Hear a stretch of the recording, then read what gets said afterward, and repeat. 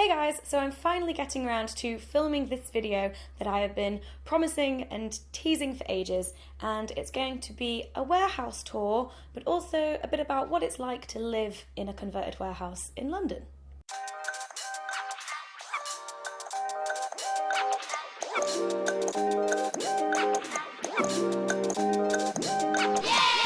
Can you hear that crazy noise? This is what it's like. It is 11:30 a.m. on a Wednesday. All right, so I've given you a great first impression of what it is like to live in a warehouse.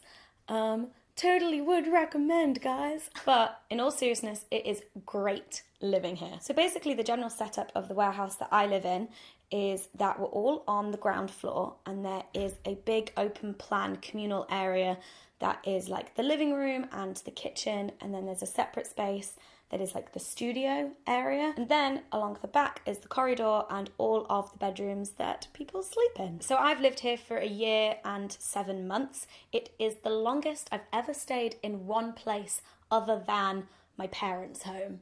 Because at university we would change every year. So being somewhere that's like my own for over 1 year is really strange and like a new experience. Like, I own furniture now. I also have some news, but you're gonna have to wait until the end of the video to find out about that. So I went on my Twitter and I asked you guys if you had any questions about what it is like to live in a warehouse and my experience. And so I'm gonna answer them now. Michael Voyers asks, are you living there to save money or are you preparing for the apocalypse?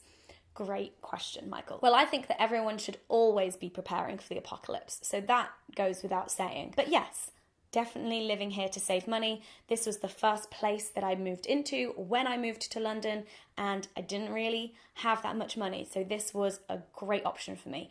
Granted, it's still in London, so it still is expensive, but in terms of the amount of space that you get, like cost per square meter, it's really cheap. Emma Simpson asks, why live where you live? What do you like about the place that you live in? So like I said, money was a definite factor in it, but also all of the people that I knew in London were YouTubers, and I knew that I didn't want to live with YouTubers. I wanted to kind of expand my social circles in London, and so moving in with a group of people who I had never met before and all did completely different things, but were kind of still doing stuff in the creative industries, that was really appealing to me. Aries says, how did you find the warehouse?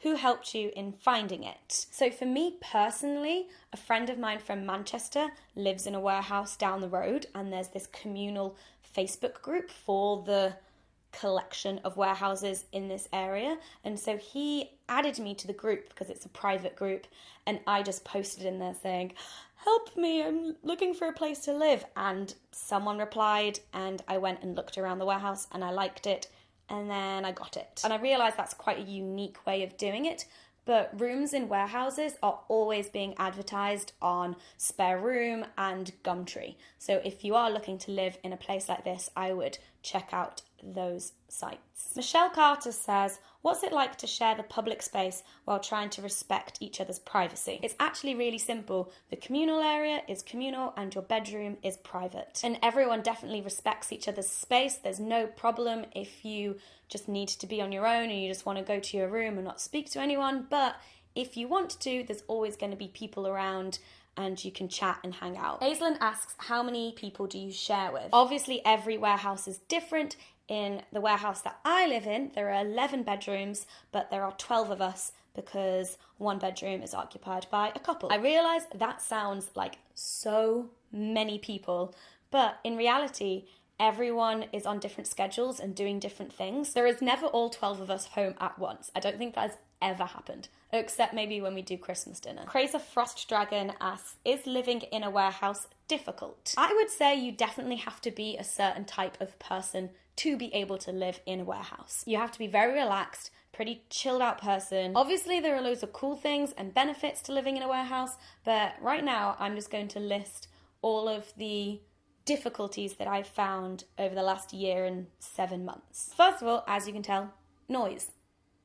Like right now, there is music coming from a warehouse next door, and I also can hear the washing machine. The walls in this place are so thin because they're not real walls. They've just been like put up. You can hear people having conversations in the bedrooms next door to you. You can hear people having sex. I can hear people walking. The other thing is, there are no windows in the bedroom. This is just the reality of the situation. All of our rooms are surrounded by all angles, and so there is no natural light coming into my bedroom. How do I feel about that? The weird thing about that is that if the lights are off, it is pitch black in my room, no matter what time of day. So getting used to like waking up in darkness was weird, but I'm very used to it now, and I can easily wake up at 7:30 in the morning. So that's good. The other thing is you know how I get ill all of the time? I genuinely think that is down to having no windows, like not being able to properly let air into this room or like see the sun. It gets messy, it gets dirty, but we're not afraid of calling each other out if we haven't done our dishes.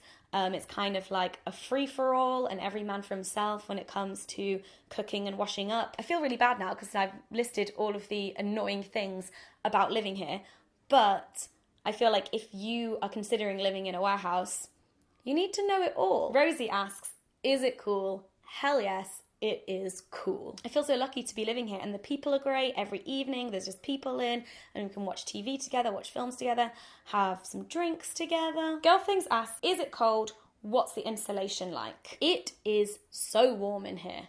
So warm. This is one of my favourite things about this place after living in student accommodation, is that it doesn't get cold in the winter. I can still sleep naked in the winter months here.